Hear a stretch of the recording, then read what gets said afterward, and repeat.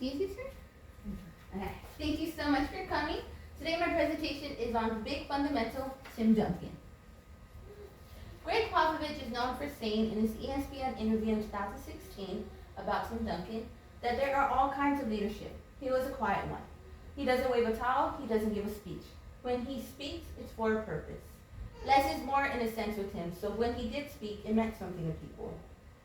Whether you're talking about basketball, debating best players, or listing your favorite players, this presentation will give insights on Tim Duncan and his success.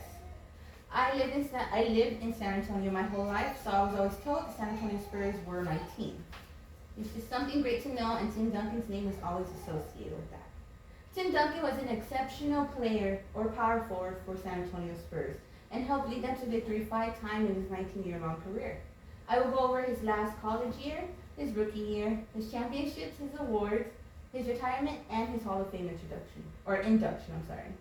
Before talking about his greatness, let's go ahead and go over his last college year and rookie season.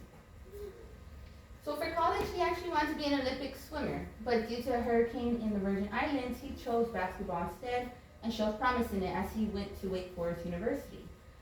His last year, he won the John R. Wooden Outstanding Player Award, and that set him up to be able to be the first draft pick in the 1997 draft to the San Antonio Spurs.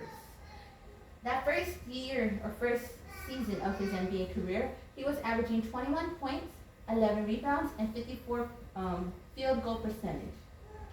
He won Rookie of the Year with being part of the Twin Tower duo with David Robinson. He started his career at a very high point. Now let's go ahead and look at his championships and the awards that he has won during his 19-year-long career. In 19 years, he won 5 championships with the NBA. In 1999 with the New York Knicks, in 2003 with the New Jersey Nets, now known as the Brooklyn Nets, 2005 with the Detroit Pistons, 2007 with the Cleveland Cavaliers, and 2014 with the Miami Heat. His first two championships were won with the Twin Tower duo with David Robinson. Once David Robinson retired, he went ahead and won the rest of his championships with the Big Three. Tim Duncan, Tony Parker, and Manu Ginobili. Through the years, Tim Duncan placed himself in the debate for the top 10 players of all time in the NBA. Besides the Rookie of the Year award, he has won 2-time MVP in 2002 and 2003, 3 times Final MVP in 1999, 2003, and 2005, and an 8-time All-Defense First Team Award, 1999 through 2003 and 2008. He also participated in the All-Star Games 15 years out of a 19-year career. He is known as the big fundamental for his craftsmanship in basketball. He wasn't the flashiest player, but he was definitely competition. He played for the last time in 2016 against the Oklahoma City Thunder. San Antonio Spurs were eliminated during that playoffs, but he made it a memorable game, as that was his last time walking off the court as a player. He retired in 2016 and coached with Greg Popovich in 2019 and 2020. He was inducted in the Hall of Fame in 2020 with Kobe Bryant and Kevin Garnett.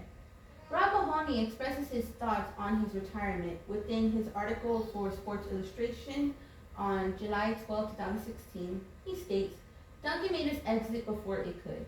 The fittest survived. Malleability is what made Duncan, or more specifically, what made the outrageous idea that a single player could contend for titles for 19 straight years even remotely possible.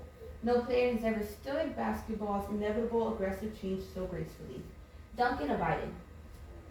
Today, we went over Tim Duncan's late college years, his rookie season, his championships, his awards, his retirement, and his induction into the Hall of Fame. He showed promise in basketball from college to retirement. He overcame the changes with basketball and led his team to victory. Thank you. Okay, thank you guys.